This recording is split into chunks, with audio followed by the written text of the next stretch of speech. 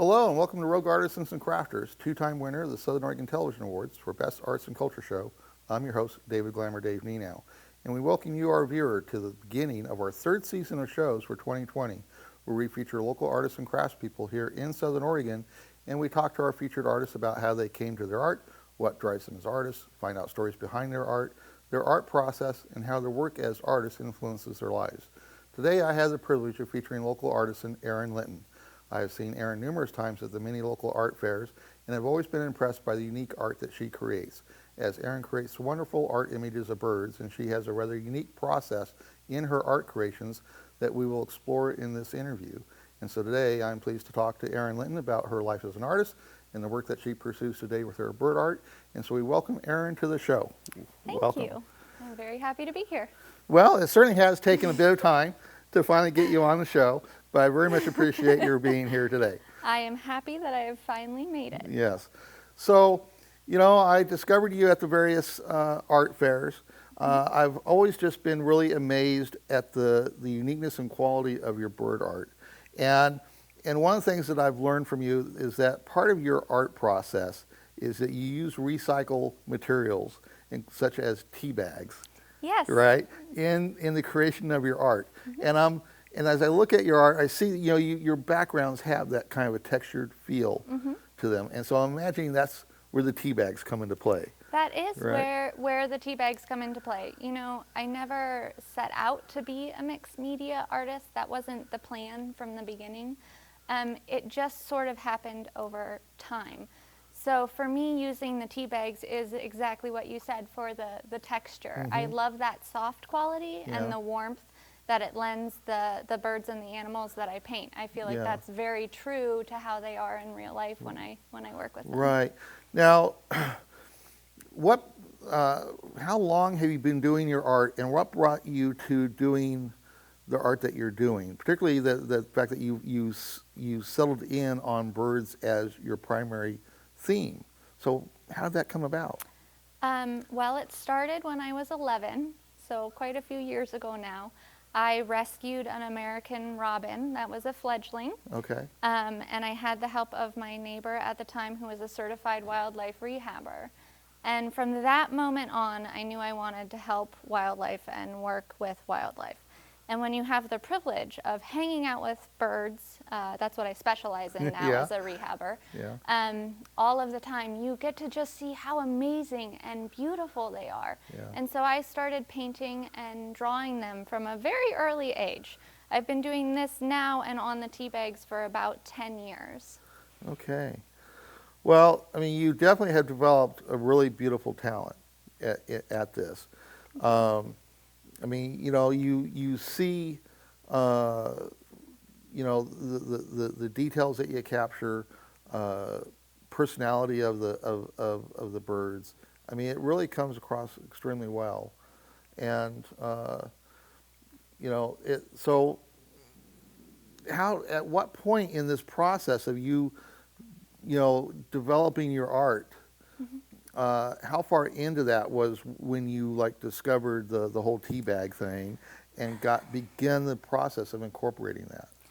Well, I do drink a lot of tea, so okay. It is something that I had readily available. I will own up to that. What was happening was I was painting in very traditional mediums. So in oil paints and acrylics and watercolors and on traditional mediums, such as directly onto a canvas or watercolor paper. And then I would complete the portrait of an animal I knew really well and really personally, and it would just fall flat. It didn't feel like the animal does to me. And I'm a pretty tactile person, so touch and texture is a big part of what I do. I'm feeling little bones to set them. I'm, fixing feathers, that sort of thing. So for me, it's such a big part of what a bird is, that textural quality. Yeah. And I couldn't achieve it with a normal sort of medium or a traditional one. So I started looking at other things. Artists in general are pretty good at using things for, things that they're not meant to be used for. So I have always thought that the stains left by tea were kind of this really nice natural color. Yeah, right. It's kind of a sepia tone, very natural, mutes things down nicely. and the texture was really soft and warm. And I knew that tea bags had to be durable. So although I tried painting on lots of other things, mulberry paper, different types of tissue that just fell apart when they got wet, things like that, I eventually ended up on the tea bags just because, well, I was picking them open and putting the leaves out in my garden. That's very good for your compost. Right. And then I was left with these bags, and I was like, well, I know these are acidic, so you can't, doing art, at least selling art, you shouldn't really sell artwork that's on an acid base. That wouldn't be very polite. Yeah, right. Nobody wants their painting to disappear after a few years. So once I figured out how to actually remove the acid from the tea bags themselves, I realized that this was really the medium that I was looking for. It's just so soft, it's warm, so it gives me the textural qualities that I was looking for, that I feel really represents the wildlife that I work with. Yeah. And it lets me really focus in and paint a portrait. So although there is some background information there and the background is interesting, it doesn't detract from the subject. Mm-hmm. Now, so when you start doing a piece, I mean, are you like taking those tea bags and you're like kind of laying them onto a canvas first before you start doing everything else? Is that what's happening? That's a great way to put it. So there is a traditional canvas under there somewhere. And I often do an underpainting on that canvas. Okay. And when people see the underpaintings at my home, they often are like, Erin, are you okay? Because they're very vivid. They're super, super bright. But when you lay the tea bags over that, it mutes it down. So you have to really start with a very vibrant canvas in order to get any color to show up through the tea bags, because tea bags are translucent. Right, so okay. in like the hummingbird here, you can see the orange background showing up through, or the kestrel above it there, you can see some kind of splattery lines in the background. Yeah. That's actually on the canvas underneath the tea bags. And then the bird itself and the habitat is what I paint on top. And that's done with gouache, which is an opaque kind of watercolor. And lots of layers. Yeah. So typically how many layers are going on top of the tea bags and that canvas to generate your final piece? So it's going to be the canvas, and then I use an archival bookbinding glue, very thin layer of that, to actually adhere the tea bags to the canvas. Okay. And it's usually only one layer of tea bags thick. Okay. Each one of the rectangles that you're seeing there kind of in the background is one bag that's been opened up. Once they're opened up, they actually get about that big. So it's a pretty large size.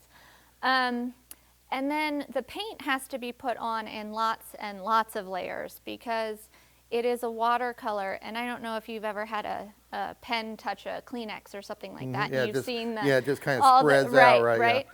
So if at any one point during the time I'm painting these pieces, I drip water on it, or I have a little too much water on my brush, the whole painting just goes poosh. Oh, man.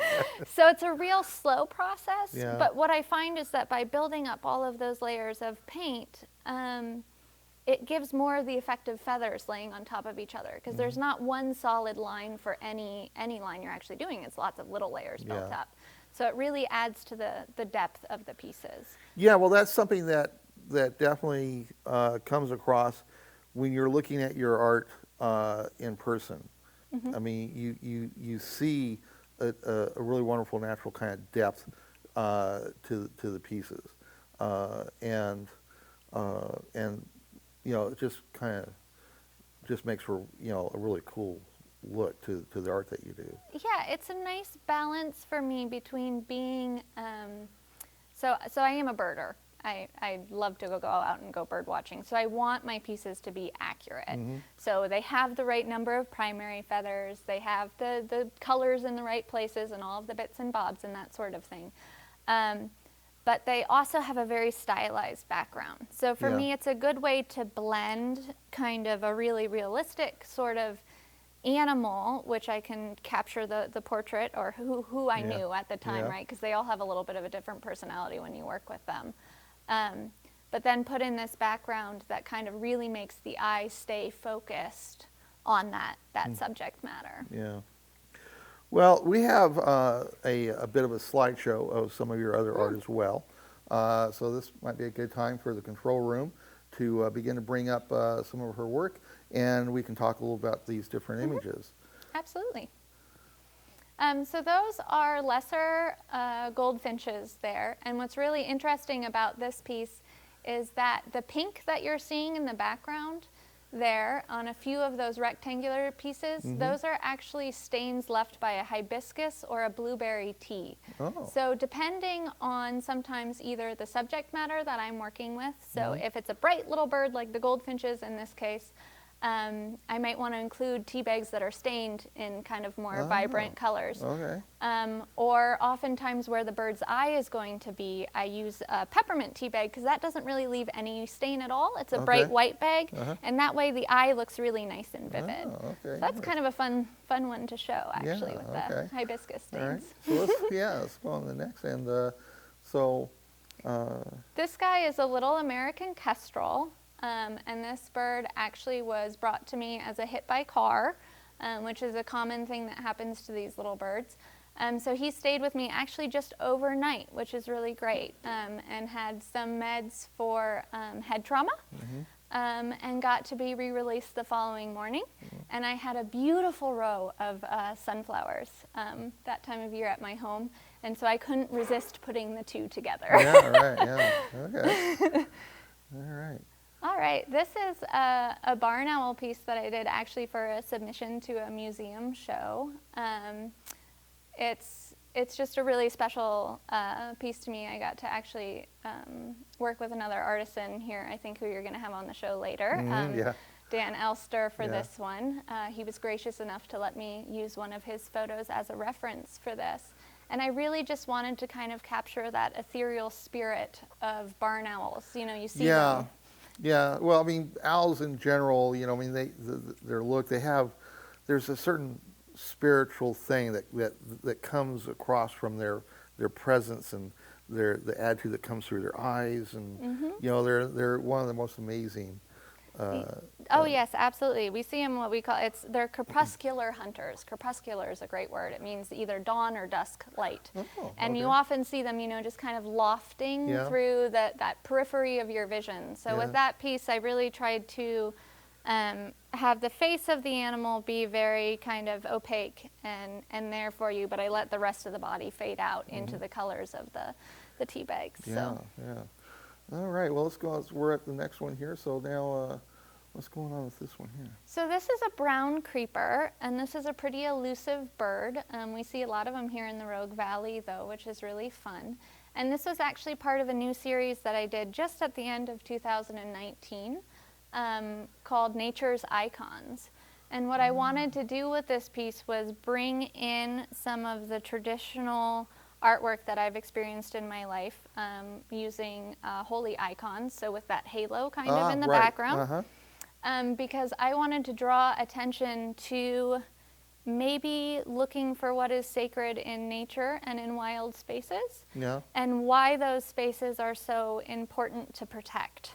So to me, as close as I've ever been to the divine, although I'm not very religious myself, has always been when I get to experience either re-releasing an animal after it's been in my care, or coming across an animal that I feel very lucky to have seen, and kind of having a great experience with it in the wild. Right. And so this is another one of those icon kinds of images. Yeah, and this is a little downy woodpecker. It's a male. The male have the little red spots on the back of their head. Okay.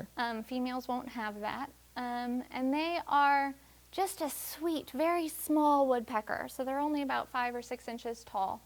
And I really just love the way that guy is kind of looking off there to one side. The innocence of that pose means a lot to me in this piece, because they are a very sweet little bird when you get to see them. All right, let's go on to the next.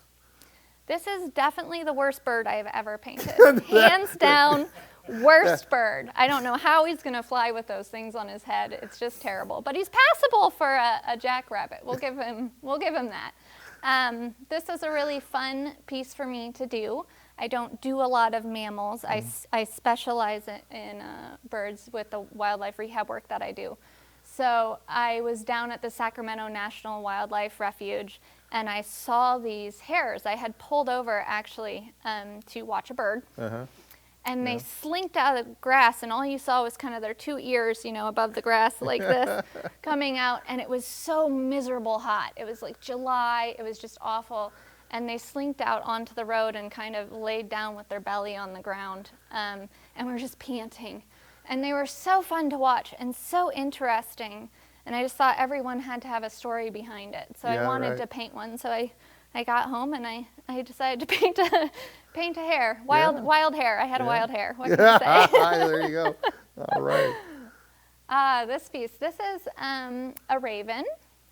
And ravens are by far some of the most interesting birds to work with. They're just total troublemakers. Yeah, well, they always have had that look about them. They're the scariest of regular birds, right? Right. Poe loves a good raven, So,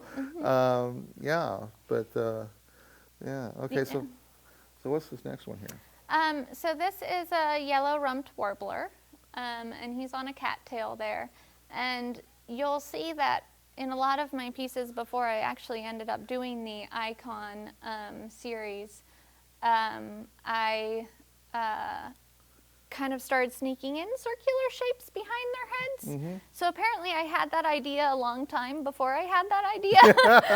I just wasn't aware of it yet.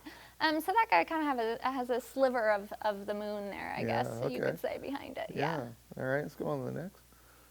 Meadowlarks. So this is the Oregon state bird, and they are that vivid yellow, and that's some of our native grass there on the other side of the bird. And they sing their hearts out just all of the time, and they're one of the few birds that sing all year long. So if you're out even in the dreariest of winter days and you're in a big open space, a meadow area, you might hear these guys singing, and it's just liquid gold. I mean, it's impossible to paint this bird not singing as far as I'm concerned. So there are certain birds that have like a season to when they are singing? Most sing during the breeding season, which is in the spring. Okay. They're showing off. It's their way of being flamboyant. All right. This bird is a bird you could go and meet.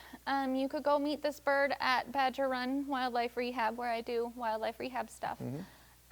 This is Ewok. He's a great horned owl. He's notoriously grumpy. But he's also very wise. So I wanted to kind of give him that staring off, he's clearly superior sort of look, but also that he kind of knows what's going on. He's really a fun bird to work with. All righty. So, this is a kingfisher. This is a belted kingfisher. I chose to do some of the paper in the background that looks a little reminiscent of fish scales, and then tried to really kind of give the idea that these birds come splashing into the water with that background. Yeah, okay. Yeah. All right, so this next one is? This is a lazuli bunting. This was a bird that was actually found here locally in the Rogue Valley up near Mount Ashland.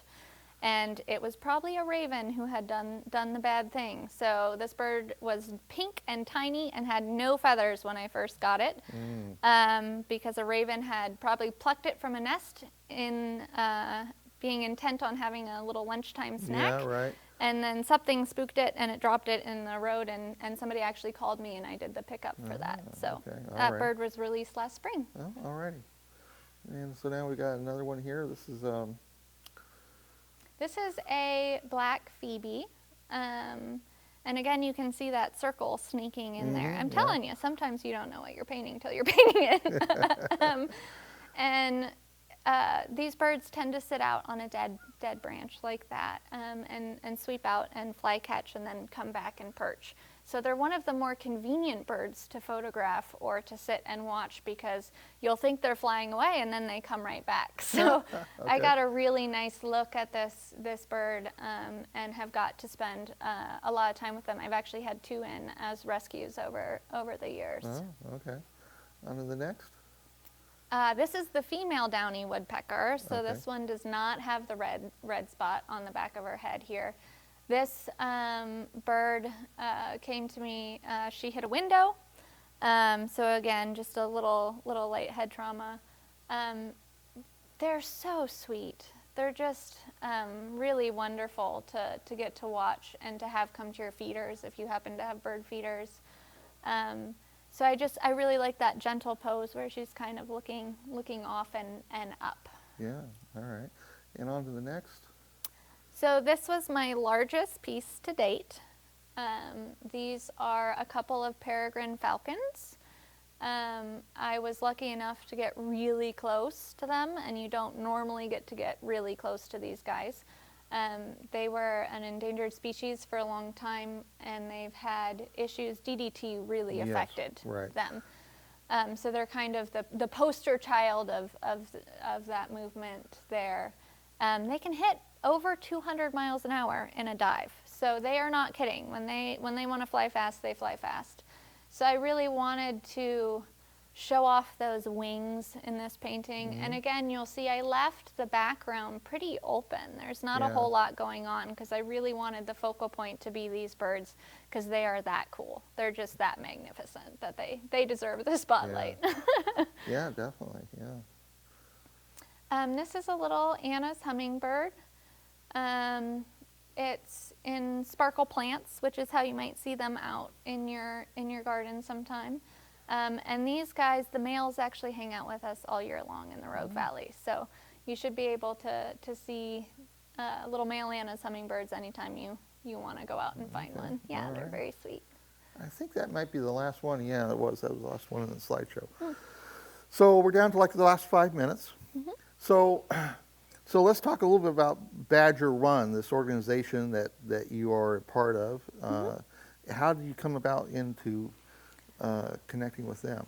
Well, growing up on the Green Springs, which is about 20 or so miles outside of Ashland, the Badger Run Wildlife Rehab Center is in Nienow, which is right next to Klamath Falls. Okay.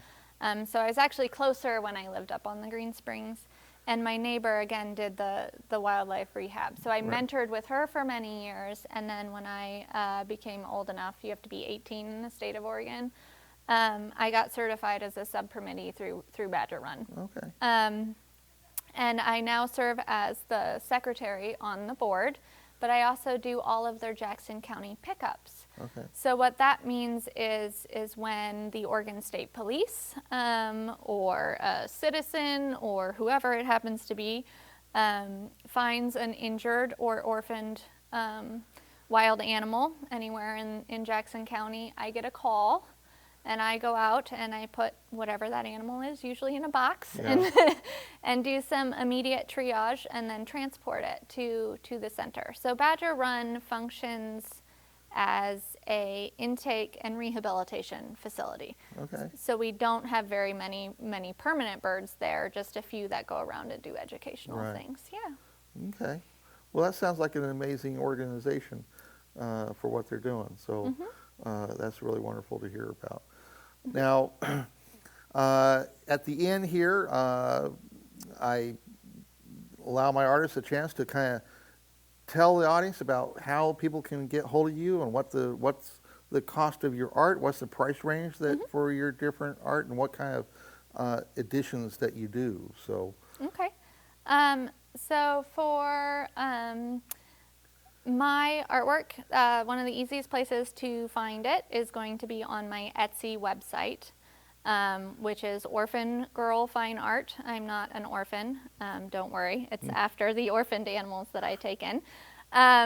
So you can find it on my Etsy, you can find it on my Facebook page, and then if you want an easy link to all of those things, you can go to orphangirlfineart.com, and everything is on there, including a link to Badger Run. So if you happen to find a injured bird or anything like that, you can give them a call and we'll help get that sorted for you as well. And then coming up in March, if you're here in the Rogue Valley, March 7th, you are welcome to come see me at the Phoenix Civic Center and meet some of the animal ambassadors from Badger Run. That'll be a free event, so that should be cool. really fun. And I have everything from $5 cards to $1,000 pieces. So anywhere in between, I can find something that will fit. Okay. Well, it's really been great, Erin, having you on the show finally and being able to talk about your work and your process, because I just find what you do really just really beautiful and really unique. Thank you very much. Thanks for having me. It's been great. Yeah, it's been wonderful to really give you a good showcase. So we've reached the end of our show, Road Valley, and I want to thank Erin Linton for coming on the show, and so we will see you next time, Road Valley. Thank you for watching Rogue Artisans and Crafters. You can watch the show on Tuesday evenings at 8 p.m. and Thursday evenings at 11:30 p.m. on Channel 15 in Ashland and via charter cable on Channel 182. You can watch the show on demand at rvtv.sou.edu by searching for Rogue Artisans and Crafters. You can follow our show on Facebook by visiting and liking our show page. Just search for Rogue Artisans and Crafters. You can follow David Glamour Dave Nienow on Facebook, Instagram, Twitter, and YouTube. Just search for Glamour Dave. If you like the show and wish to support David Glamour Dave Nienow and his show productions, you can visit his Patreon page at patreon.com/glamourdave to become a patron supporter. We want to thank our crew who have made it possible to put this program together, and to thank RVTV for their wonderful studio facility that allows us to produce shows such as this one. If you'd like to become a studio producer and create your own public access show, you can contact RVTV to learn how by calling 541-552-6800.